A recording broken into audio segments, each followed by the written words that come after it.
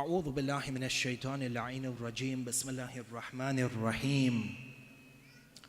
الحمد لله بارئ الخلائق الأجمعين باعث الأنبياء والمرسلين، ثم الصلاة والسلام على أشرف الأنبياء حبيب قلوبنا وشفيع ذنوبنا أبي القاسم محمد، اللهم صل على محمد وآل محمد. ثم الصلاة والسلام على أهل بيته الطيبين الطاهرين المعصومين المظلومين، سيما ولي الله الحجة ابن الحسن صاحب الأمر والزمان، اللهم صل على محمد وآل محمد. روحي وأرواح العالمين له الفداء، ولعنة الله على أعدائهم أجمعين من الأولين والآخرين إلى قيام يوم الدين. أما بعد، قال رسول الله صلى الله عليه وآله وسلم: أنا مدينة العلم وعلي بابها. صدق النبي وآمنا به. زينوا مجالسكم بذكر محمد وآل محمد.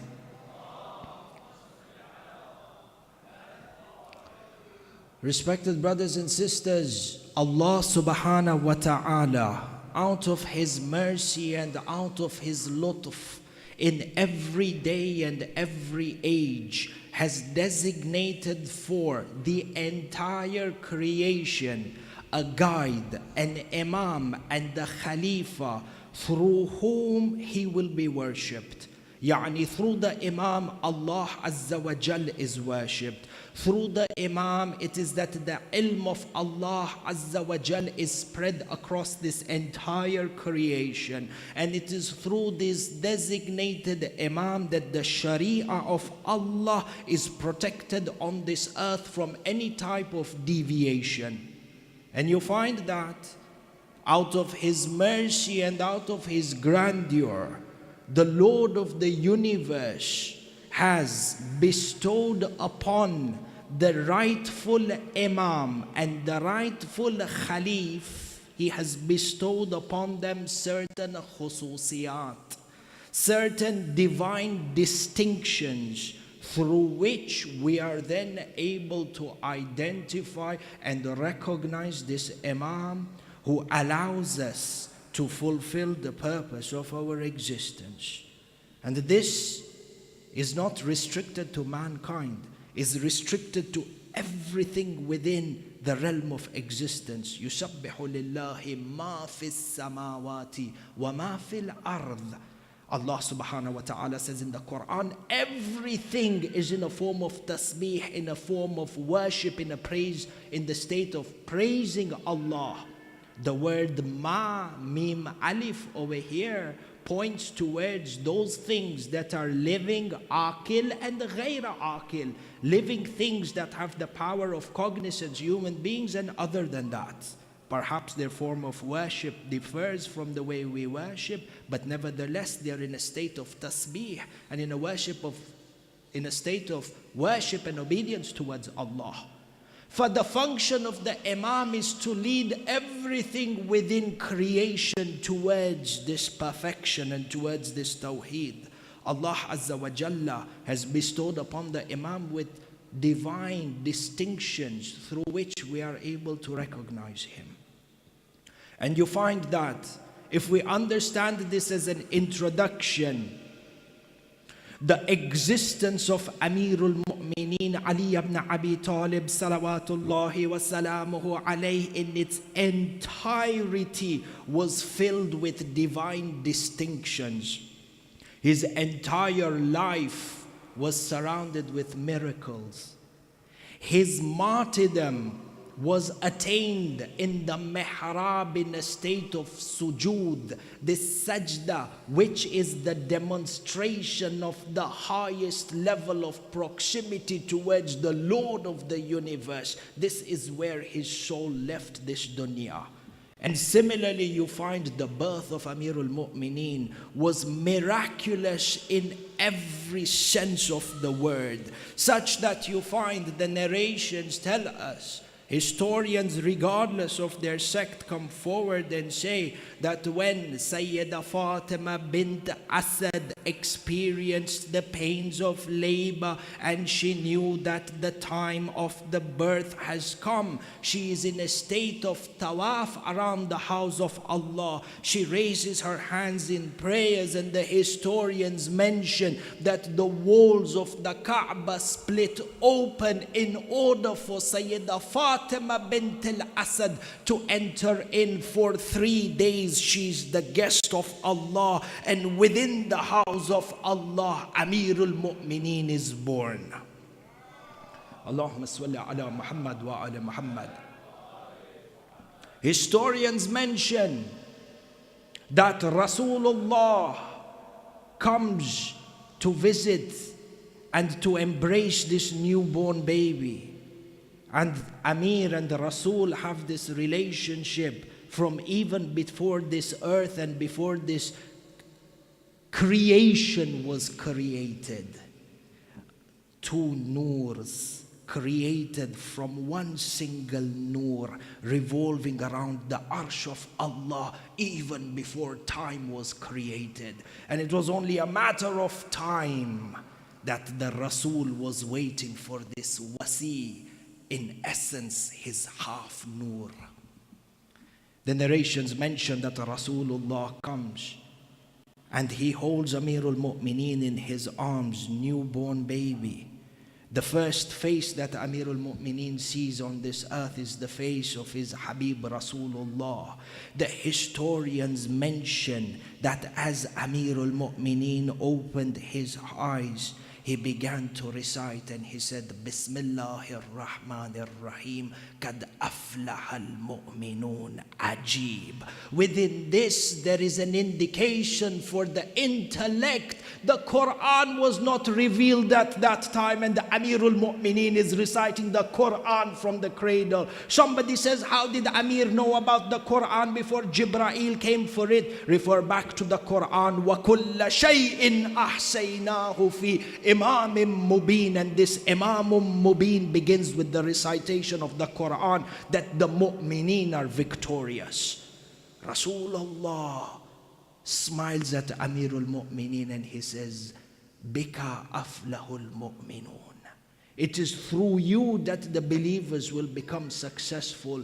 Wallah, this is a qasam from Rasulullah. He says, Wallah anta amiruhum. You are the master and the leader and the prince of all the believers. Watumiruhum bi'ilmik. You will feed them and make them prosperous through your knowledge. Wayamtaruna bih. And they will become prosperous through the knowledge that you feed them, Ya Ali. He says, Wallahi anta daliluhum wa bika yuhtadun. It is through you, Ya Ali, that the entire creation will be guided towards Allah subhanahu wa ta'ala. Which is why, ahibba'i, it is no coincidence that when you try and seek tawheed, when you try and understand tawheed, when you try and fulfill your responsibility towards the creator of this universe, when you look for a symbol for the existence of the creator of this universe,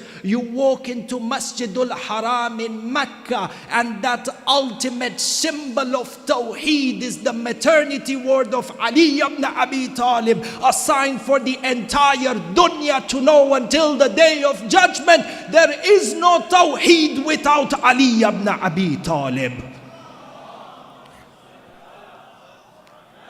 A lesson for the entire universe until the day of judgment. No farida of Hajj, which is your ultimate when it comes to your submission to Allah.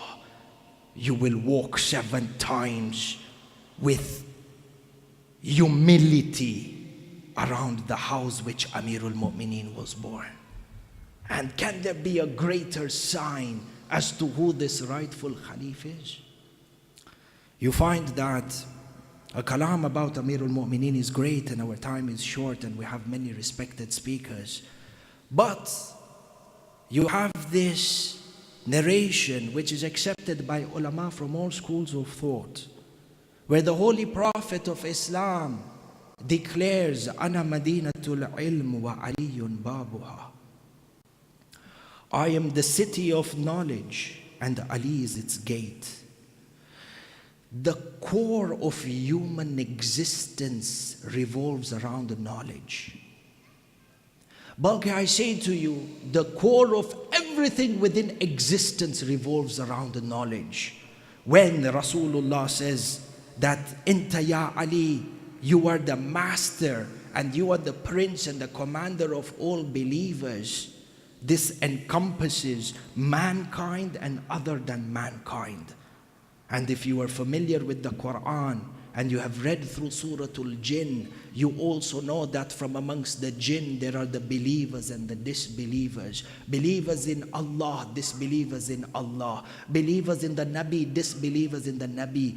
Believers in the Wasi and the Imam, and disbelievers in the Wasi and the Imam. And to show you, I want to share for you this narration from Basairud Darajat that gives us a glimpse of the extent of the authority and the Adham and the divinity attached to Maulana Amirul Mu'mineen. All this with one loud salawat ala Muhammad wa ali Muhammad.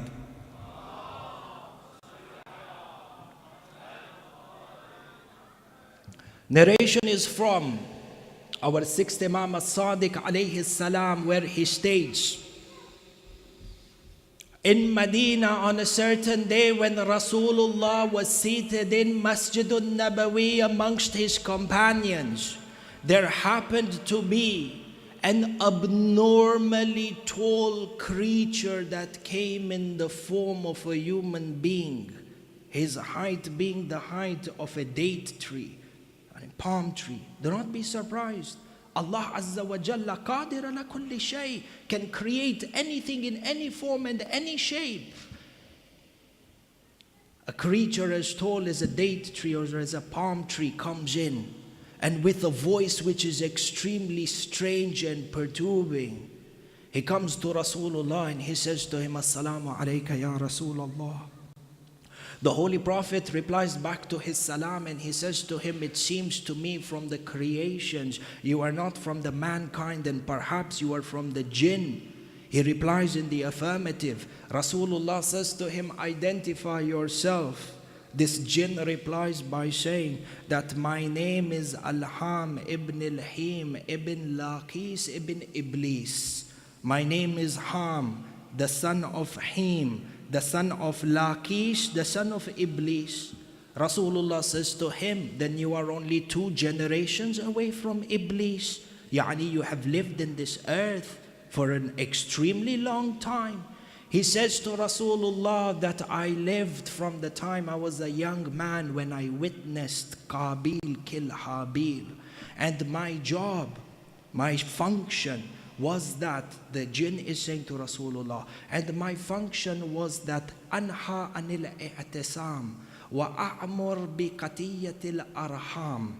He says that from my job, from one of my functions was that I would lead people towards ungodliness, and I would whisper in their hearts and incite them to break away family ties. Silatul Raham, the importance of Silatul Raham. You find that Rasulullah looks at him and he responds back by saying, وَبِئْسَ سِيرَةُ الشَّيْخِ. What an ugly and what a despicable life you have led. The jinn replies back by saying, وَإِنِّي تَائِبٌ. He says, "I have repented to Allah." So Rasulullah asks him,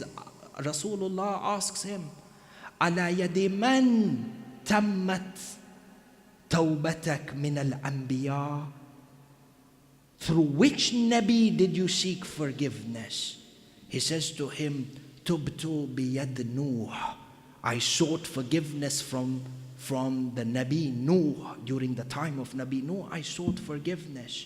And he goes on to say, the jinn says, that after I sought forgiveness and I recognized how deviated I am, I embarked, I joined the religion of Nuh, and I accompanied him while he gave guidance to the communities, and I embarked upon the Safina with him. After the death of Nuh, I accompanied the Prophet Hud, and I stayed with him and watched how Allah destroyed his nation due to disobedience. And after Hud, I accompanied Ibrahim, and I witnessed how the community threw him into the fire, but Allah Azza wa Jalla made the fire bardan wa salama, and I witnessed this miracle. And after Ibrahim, I was witness to the life of Yusuf and how his brothers, out of jealousy and hatred, threw him at the pit of the well. I am that jinn that used to be a source of comfort for Yusuf. He says, I was blessed to meet with Nabi Musa. فَعَلَّمَنِي سَفَرًا مِنَ التَّوْرَاتِ. Musa taught me passages of the Torah. وَأَدْرَكْتُ Isa. And God gave me a life where I was able to meet Isa. فَعَلَّمَنِي سَفَرًا مِنَ الْإِنْجِيلِ وَقَالَ لِي إِنْ أَدْرَكْتَ مُحَمَّدًا فَاقْرَأْهُ مِنِّي سَلَامٌ. The jinn says, Allahumma salli ala Muhammad wa ala Muhammad. The jinn says that I lived through the times of all these prophets. Ya Rasulullah, Isa said to me, Nabiullah Isa, that if you live long enough to meet Rasulullah, then convey my salams to him. Rasulullah says, على عيسى روح الله وكلمته وعلى جميع الأنبياء ما دامت السماوات والأرض السلام وبما بلغت يا هام السلام. He says, may the peace and the blessings of Allah be upon all the prophets, including Isa, so long as the skies and the earth exist. This is the conversation between the jinn and the Rasulullah. Rasulullah says to him, O jinn, you have lived all this time and you are on the right path. Ask me what you want. Your wishes, your hajat. The jinn says to Rasulullah, I have two desires from you. Rasulullah says, go on. He says, number one, I pray, my desire, I pray. أدعو لاستقامة أمتك للاستقامة لأمتك من بعدك. He says, I pray to Allah that your nation will remain steadfast after your death. Why? He says, فَإِنَّ الْأُمَمَ السَّالِفَةَ إِنَّمَا حُلِكَتْ بِإِسْيَانِ الْأَوْسِيَاءِ. Because the previous nations from the previous prophets, each and every one of them was destroyed due to their disobedience to the successor of the prophet. Rasulullah raises his hands in prayers to acknowledge. He says, and what is your second hajat? What is your second desire? The jinn says to Rasulullah, Allimni suram min al-Quran. He says, teach me some surahs from the Quran. This conversation is happening in Masjid al-Nabawi. Rasulullah turns around to Amir al-Mu'mineen and he says to him, Ya Ali, teach Ham surahs from the Quran and give him guidance. The jinn turns around Al-Ham, he turns around to Rasulullah and he says, وَمَنْ هَذَا? And who is this? فَإِنَّا مَعَاشِرَ الْجِنِّ أُمِرْنَا أَنْ لَا نُكَلِّمْ إِلَّا نَبِيًّا أَوْ وَسِيٍّ نَبِيٍّ. We, our caliber of the jinn, have been prohibited to communicate with any human being except the Nabi and the wasi of the Nabi. For Rasulullah looks at him and he says to Al-Ham, this is my wasi Ali. He says to him, I have read in the books of Nabi Musa in the Torah that your successor will be Elijah. Who is this? Rasulullah points at him and says, Elijah for Ali ibn Abi Talib. The jinn turns around and says, Ya Rasulullah, is there any other name for Ali ibn Abi Talib? Rasulullah is surprised and he says to him, why do you ask? The jinn replies, because from the books of the Anbiya which I have studied, I have come across a name for your wasi that will be Hayy. Haydar. Amir al-Mu'mineen looks at the jinn and looks at Rasulullah. Rasulullah replies by saying, one of the names of Ali ibn Abi Talib is Haydar. Allahumma salli ala Muhammad wa ala Muhammad. Ikhwani, Ya Ali, this name Haydar, which has been the name through which all the Anbiya have recognized the wasi of Rasulullah. This name Haydar, which was passed on from one Nabi to another, through whom the final successor of Rasulullah would be known. Ahibba'i, this name Haydar is a name which is divine, and we are in the birth of this person called Haydar to mark his birth. The name Haydar is a name which is attached with divinity. The name Haydar is attached with spiritual current and spiritual power. This name Haydar is the name that brought fear in the heart of Marhab on the day of Khandak. وَمَا أَدْرَاكَ مَا يَوْمُ الْخَنْدَقِ. This day of Khandak, the historians mention that the Bani Israel were under siege in a fort. None of the Muslims were able to conquer the fort. Rasulullah sent the first one, he came back defeated. He sent the second one, they came back defeated. The Sheikhain who went in the campaign, they returned back defeated, showing that neither they had the courage, neither did they have the iman to represent Islam in jihad, and to show the world that amongst the Holy Prophet there are those who are not capable. The historians mention after the two Shaykhain returned back, Rasulullah sends Amirul Mu'mineen, who single-handedly sent Marhab to Jahannam wa bi'sal masir, and with a single hand he brought open the door of the fort of Khaybar and made it into a passage that the entire Muslims used to cross over and conquer Khaybar. After the event, 70 of the strongest Arab warriors tried to move the door of Khaybar and they were not able to. Ikhwani, from this Qadiyya, from this historical advent of Khaybar, Allah subhanahu wa ta'ala expects for us to recognize that amongst the Holy Prophet there were those people who were the Farrar, and then there was this one person who was the Karrar. So you choose, is your Imam an Imam Farrar or an Imam Karrar?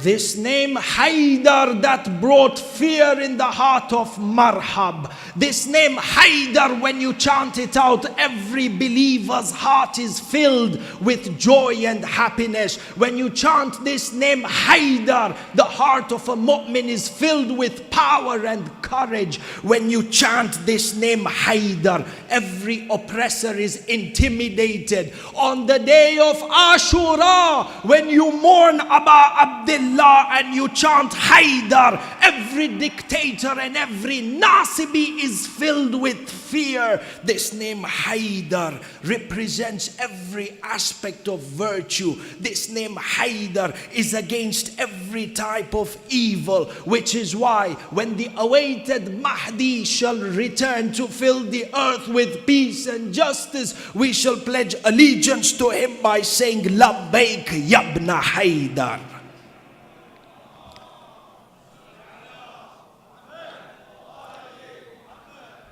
Cherish Amirul Mu'mineen and learn the divinity of Amirul Mu'mineen. Ahibba'i, in this day and age, it becomes our responsibility not only to openly profess our love and our affiliation towards Amirul Mu'mineen, to take pride and discuss in the Adham and the divinity of Amirul Mu'mineen amongst the mankind and outside mankind and amongst the Anbiya.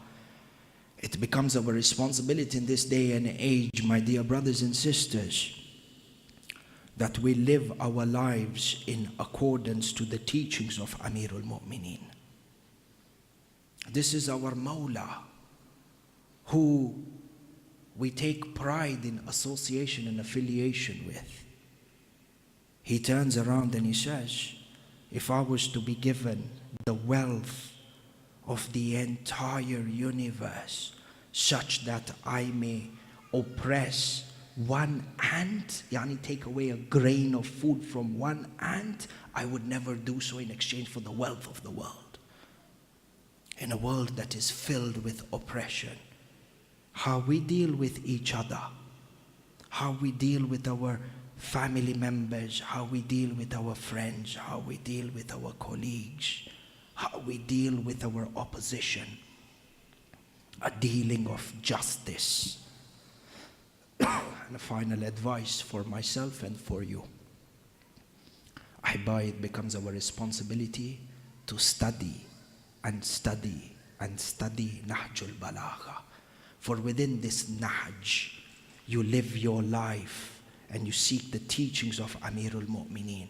And every word of the Nahj that you read, it is as if you were standing in the shadows of Amirul Mu'mineen, walking in his footsteps, looking to improve your life as you actively await for the dhuhur of the Imam. With this, I would like to end. And I pray to Allah subhanahu wa ta'ala that we are all blessed with the opportunity to visit Amirul Mu'mineen in Najaf al-Ashraf. I pray to Allah subhanahu wa ta'ala on a night like this that all our du'as, all our hajat, all requests or wishes that we may have, may they be fulfilled through the grace of Amirul Mu'mineen. Brothers and sisters who are not in the best of health, may Allah subhanahu wa ta'ala through Amirul Mu'mineen grant them shafa'ah, and through Amirul Mu'mineen may we all be granted respite in our graves, and may we enter into Jannah under the banner of Amirul Mu'mineen Ali ibn Abi Talib. Wa akhiru da'wana anil hamdulillahi rabbil alameen.